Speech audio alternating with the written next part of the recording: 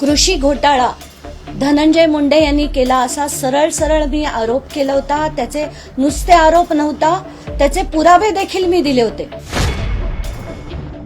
कॉलवर धडधडीतपणे मला सांगण्यात आलं हे थांबवलंय. त्यांनी जे जे सांगितलंय ते आम्ही तुम्हाला लीक करू शकत नाही. म्हणजे आता हे खात्रीने मी सांगू शकते की हा धनंजय मुंडे यांचा स्कॅम आहे आणि मोठा स्कॅम आहे. हेलो मैडम नमस्कार, मैं अंजलि दमानिया बोलते हैं. मैं अंजलि दमानिया बोल रही हूँ. ये मेरी ऑर्डर का आपने मुझे अभी बोला कि ये रिटर्न क्यों हुई, तो ये क्या हो माने एग्जैक्टली क्या हुआ है मुझे समझा ही नहीं है.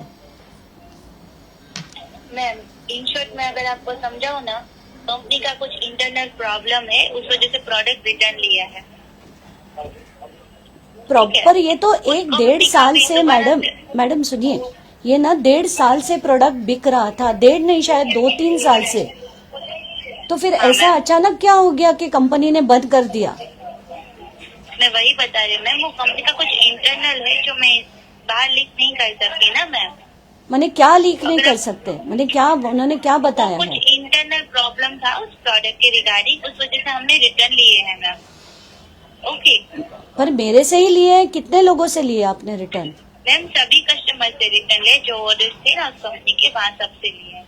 आपके एक का कुछ ऐसा इशू नहीं है पर्टिकुलर. अच्छा, और ये कब से लिए गए, वापस कभी लिए गए. मुझे तो समझ में नहीं आ रहा है ये क्यों हो रहा है ऐसे सब. मैम आपके 2 ऑर्डर थे, दोनों रिटर्न लिए हैं. आपका जो रिफंड है वो हम यहाँ से process. Madam it is not about refund. मुझे रिफंड नहीं चाहिए, मुझे वो प्रोडक्ट्स चाहिए थे और किसी वजह से चाहिए थे. मैम अगर आपको सेम प्रोडक्ट चाहिए तो आप उनका जो डायरेक्ट वेबसाइट है ना, वहाँ से परचेज कर सकते हैं. नहीं, पर आपकी कंपनी सप्लाई कर रही है ना, तो क्यों हुआ है ये जानने का हक तो मुझे है कि नहीं. वही मैं बता रही हूँ ना मैम, कुछ इंटरनल इश्यू है तो हमारे यहाँ से वो जो सप्लायर है वो बंद हुए हैं. कौन सी तारीख से, माने उन्होंने कुछ आपको ईमेल दिया है कि हम अभी बंद कर रहे हैं. यस मैम, वहाँ से आया है तो उन्होंने वहाँ से ही बंद कर दिया है. आपको जो कंपनी है वहाँ से ही, तो वहाँ से अभी बंद हो चुका. आप अब उनकी जो साइट है वहाँ से सेम प्रोडक्ट परचेज कर सकते हैं, बट यहाँ से नहीं हो पाएगा. माने आपके थ्रू नहीं हो पाएगा. जी मैम, हमारे तो नहीं होगा, हमने यहाँ से बंद करवाया होना. मुझे आप वो ईमेल फॉरवर्ड कर सकेंगे जो आपको कंपनी की तरफ से आया है. सॉरी मैम, वो मैं नहीं शेयर कर सकती. अच्छा ठीक है, ओके. Thank you. मॅडम आता तुम्ही फोन का लावला होता, याची पार्श्वभूमी सांगा, एकंदरीत काय झालंय. कृषी घोटाळा धनंजय मुंडे यांनी केला असा सरळ सरळ मी आरोप केला होता. त्याचे नुसते आरोप नव्हता, त्याचे पुरावे देखील मी दिले होते. आणि प्रत्येक गोष्ट ही ऑनलाईन वेबसाईट्सवर विकत मिळते. नॅनो युरिया 92 रुपयाला मिळतंय, नॅनो डीएपी 269 रुपयाला मिळतंय. आणि याचे सगळे डिटेल्स जेव्हा मी दाखवले होते, त्या प्रेस कॉन्फरन्समध्ये दाखवले, त्याच्यानंतर मला असं वाटलं की आपण हे विकत घ्यावे.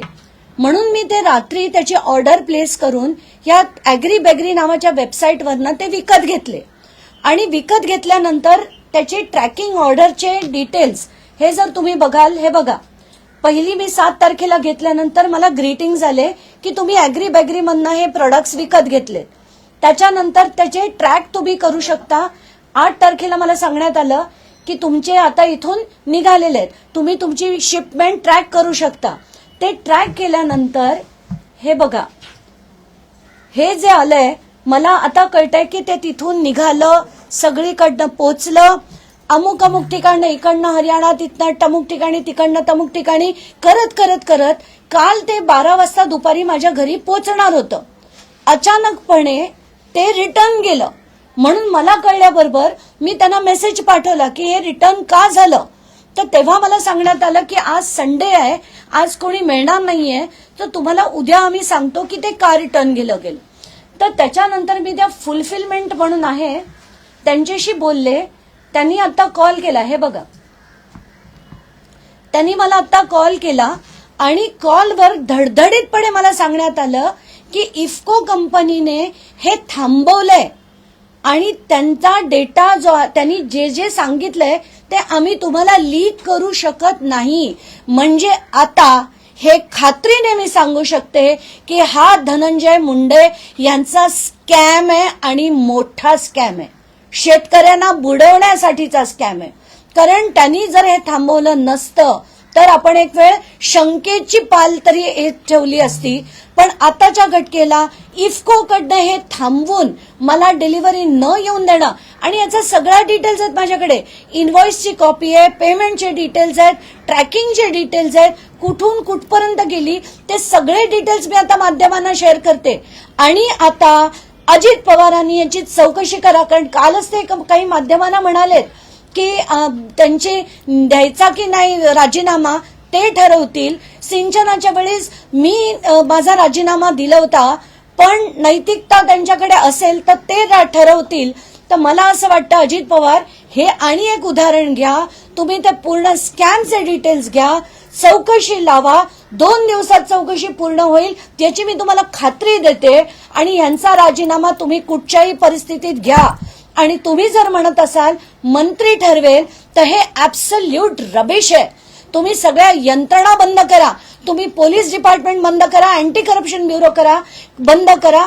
कारण एक मंत्री ठरवेल की तो त्याच्या भागात किती दहशत करणार, किती पैसे खाणार, किती लोकांना त्रास देणार, कसा छळ करणार हे सगळं मंत्री ठरवेल. आणि राजीनामा द्यायचा की नाही हे पण मंत्री ठरवेल. आता मुख्यमंत्री नाही ठरवणार, पक्ष नाही ठरवणार. आम्ही काही वेडी माणसं आहोत का पुरावे द्यायला? ऑफिस ऑफ प्रॉफिटमध्ये राख माफियाचा त्यांनी कसे कसे केलेत आता तर पूर्ण डिटेल्स FIR सकट मी डाउनलोड केलेत. आता तरी तुम्ही त्यांचा राजीनामा घेणार की नाही? त्यांच्याकडनं तुम्ही ठरवायला त्यांना देणार का? जनताने तुम्हाला वोट दिले होते ना. आता यांचा राजीनामा घ्यायचा की नाही तातडीने ठरवा, नाहीतर हे खरंच फार मोठं होणार आहे. आणि हे जे सांगून त्या वेबसाईटला सांगून तुम्ही हे जे थांबवलेत पण त्याच्या आधीचे इनफ डिटेल्स आहेत माझ्याकडे आणि हे सगळं आता बाहेर येणार आहे. तुम्ही कृषी घोटाळा जाहीर केल्याच्या नंतर हे अॅग्रीबेगरीवरून जी ऑर्डर्स येत होते ते नियमित दिसत होते. विशेषतः कृषी घोटाळा जाहीर होताच किंवा तुम्ही पत्रकार परिषद घेतल्याच्या नंतर ह्या हालचाली झाल्या किंवा तुम्ही ऑर्डर केला होता. त्यांनी सरळ सरळ मला ऑडिओमध्ये सांगितलं की 10 तारखेनंतर हे थांबवण्यात आलं. मी त्यांना असाही प्रश्न विचारला की तुम्ही आधी केलं होतात का? म्हणून आत्ताचा माझा जो कॉल होता तो दुसरा कॉल होता. पहिल्या कॉलचे सगळे जो व्हिडिओ आहे, माझं नशीब की तेव्हा तिथे एक मीडियावाला बसलेला आणि त्यांनी ते रेकॉर्ड केलं म्हणून सगळं आलंय त्याच्यात की आम्ही हे देऊ शकत नाही, कंपनीने 10 तारखेपासून देण्यास बंदी घातली आहे म्हणून आम्ही ती ऑर्डर परत घेतली आहे. हे सगळं आहे त्या व्हिडिओमध्ये. तर हे सगळं आता बाहेर येईलच आणि सगळे माध्यमांनी ते दाखवून लोकांपर्यंत पोहोचवावं की धनंजय मुंडे कुठपर्यंत पोहोचू शकतो आणि एक ऑर्डर देखील कंपनीला सांगून कशी थांबवू शकतो.